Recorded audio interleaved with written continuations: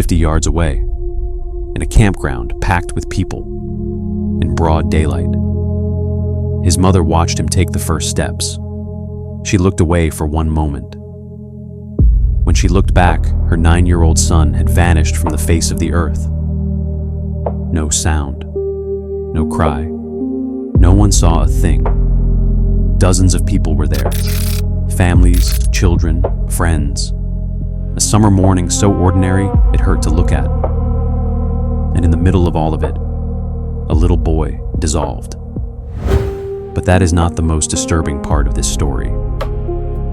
The most disturbing part came 3 days later, when the trackers, the professionals sent in to follow his footprints through the mountain dirt, made an announcement that broke the search team in two. The prints they had been following for 72 hours, the trail that had given the family reason to breathe again, did not belong to David Gonzales.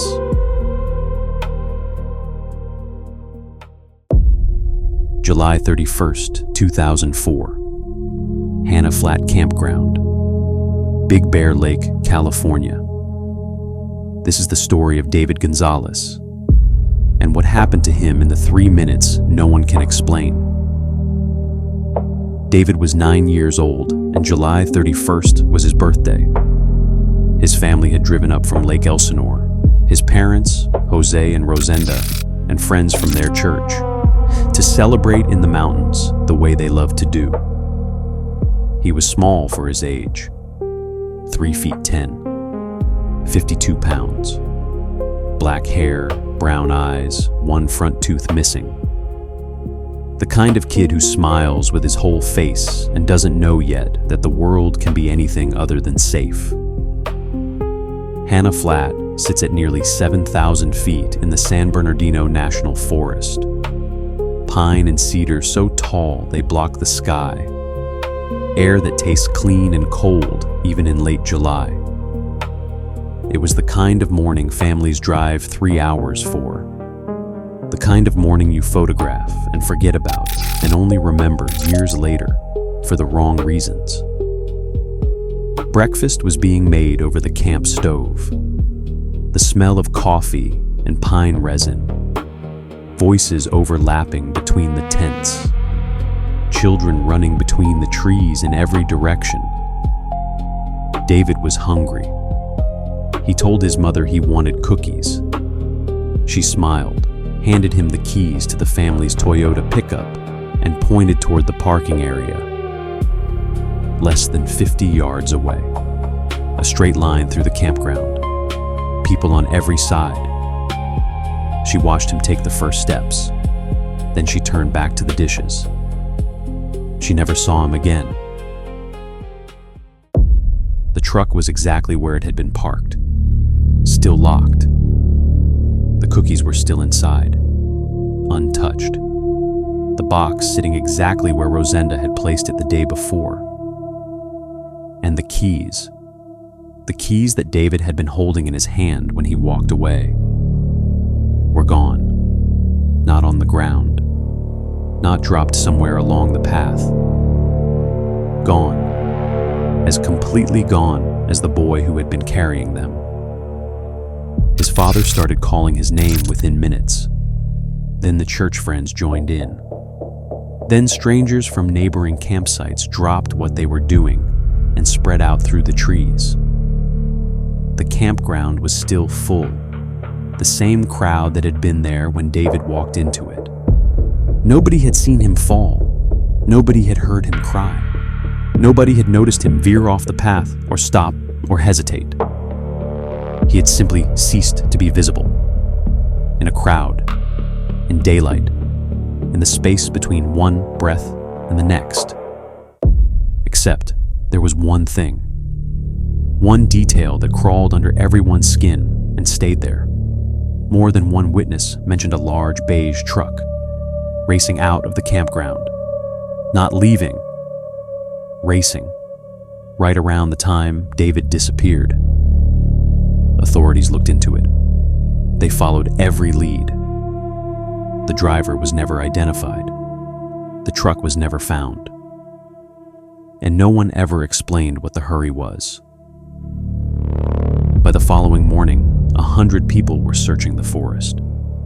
By day 3, 200. Foot teams pushing through undergrowth so thick it swallowed the light.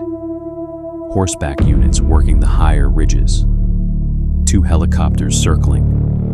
Boats dragging the edges of Big Bear Lake. TVs on trails no one had walked in years. 200 people moving through the same mountain forest, calling the same name, and hearing only the wind come back. And then the trackers found something. Shoe prints. Small ones, pressed into the dry mountain dirt, leading away from the campground into the trees. The kind of prints a child leaves. The search pivoted entirely. Everyone followed those prints. The families held their breath. Coordinators used the word promising. For 3 days, those prints were the only hope anyone had. On day 4, someone measured the shoe size. The prints were too large, not slightly, significantly. They belonged to another child, a boy who had walked that same trail days earlier and gone home safe, never knowing that a 200-person search had spent 3 days tracing his footsteps. 3 days of hope, 3 days of direction, erased in an instant, and with them, the last concrete lead the search would ever have. Teams went back to Hanna Flat and started from zero. But this time, there was nothing to follow. David had walked 50 yards through a crowd of people and had not left a single legible mark on the ground. The search dogs were brought in, trained animals with years of work behind them. Animals that can lock onto a scent hours old, track it through rain, through wind, through water. They worked the zone around the campground, nose down, handlers watching. They found nothing. Not a degraded trail. Not a broken signal that faded out. Nothing at all. As if David had stepped off the edge of something, and whatever was on the other side left no smell, no trace, no evidence that he had ever moved through that air. On the 5th day, a mountain lion was spotted crossing a road on the far side of the lake. The sheriff's department said it was a concern, but in the same breath, they said something important. There was no blood near the campground, no drag marks in the dirt, no disruption in the soil. For a predator to take a child from the center of a full campground, in broad daylight, in total silence, in seconds, with no witnesses, that answer felt as impossible as all the others. And so, the mountain lion joined the long list of things that might have happened. Might. A word that explains nothing. After 9 days, the official search was disbanded. 200 people. 9 days. Every tool available. 0. The sheriff's office said they still believed David had wandered into the forest and become lost. They used the word believed. Not knew. Believed. And those two words are not the same thing. One is a fact. The other is a wish dressed up as an answer. His father, Jose, stood in front of the cameras and said only 7 words. "It's hard for me to talk. I'm very sad." Then he stopped, because there was nothing left to add, because 7 words were all that remained of a birthday morning that had started with coffee and pine needles and a boy who wanted cookies. 10 months passed. Autumn moved through the San Bernardino mountains. Then winter closed the trails under snow. Then spring melted everything back open. The campground reopened for the new season. Families returned. Children ran through those same trees. And then, one Sunday in May 2005, 2 hikers moving through the forest southwest of Hanna Flat climbed down into a ravine and found something that stopped them cold. A skull and bones. Dental records confirmed it within days. It was David, less than a mile from where he had vanished, inside the zone that 200 people had searched, covered on foot, by trained teams, with dogs, for 9 consecutive days. He had been there the whole time, and nobody had found him. But here is the detail that doesn't let go. The thing the medical examiner said when the examination was complete. Or rather, what they couldn't say. The cause of death was undetermined. No trauma to the skull. No clear sign of what had ended his life. Only 25% of his skeleton was recovered. 3/4 of him gone, absorbed by the mountain, the way the mountain absorbs everything, eventually. The wildlife expert who first examined the remains raised the mountain lion theory again. He said it fit. He said it explained the silence, the speed, the absence. But by the following Friday, after a detailed examination at the county coroner's office, he reversed his position entirely. 2 other forensic experts stood beside him and agreed. The animal activity on the remains had occurred after death, not during, not before. Something else had come first, and no one, not then, not since, has been able to name what that something was. The case was classified as still under investigation. It remains that way today. And the truck keys David was carrying when he disappeared, the keys his mother had placed in his hand on the morning of his 9th birthday, have never been found. So let's hold all of it at once and look at what we actually have. A boy walks 50 yards. Dozens of people around him. Not one witnesses anything. A truck is seen accelerating away at the exact same moment. Driver, unknown. Vehicle, untraceable. Trackers spend 3 days following the wrong child's prints. Search dogs find no scent trail at all from the actual starting point. The boy is found less than a mile away, inside the search zone, 10 months later. Cause of death, unknown. Keys, gone. And the only thing everyone agrees on, the one single point of consensus, is that whatever happened, happened in under 3 minutes. David's father never accepted the mountain lion. He said so plainly from his porch months later. 3 minutes. In 3 minutes, a 9-year-old child, small even for his age, cannot reach a ravine a mile away through dense mountain terrain. Not at a run. Not at any speed. The geometry is wrong. The time is wrong. Everything about the official version is wrong. And yet the body was there. So something carried him.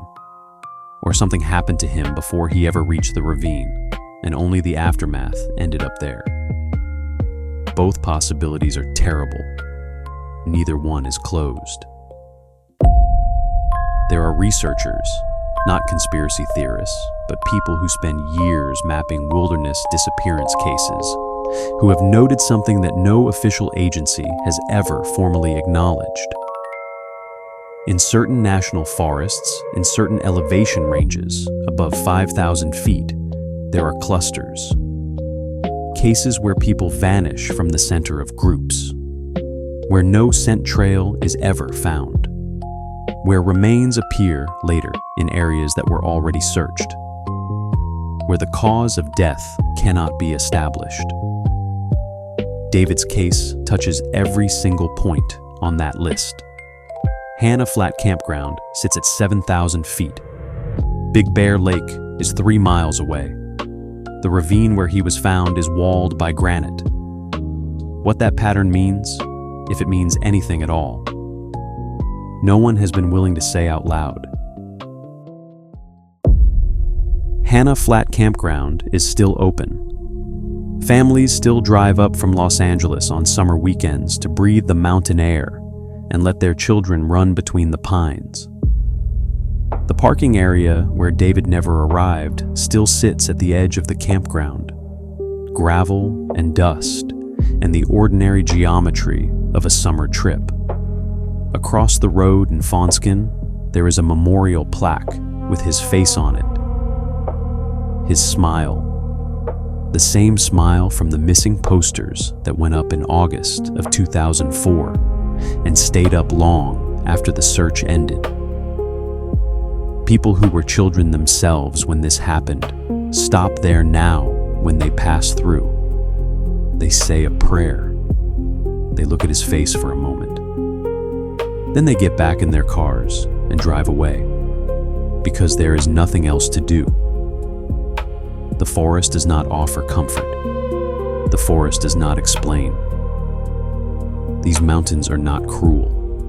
They are not evil in any way a human being would recognize. They simply do not register us. We are brief. We are small. We arrive with our camp stoves and our birthday plans and our truck keys, and the mountain watches none of it. We are here, and then sometimes, without warning, without reason, without a single sound, we are not. The cookies stayed in the truck. The keys stayed gone. And somewhere in a ravine, less than a mile from where he started, a little boy in a blue motorcycle t-shirt and gray sweatpants and white Nike shoes stopped. We don't know when. We don't know how.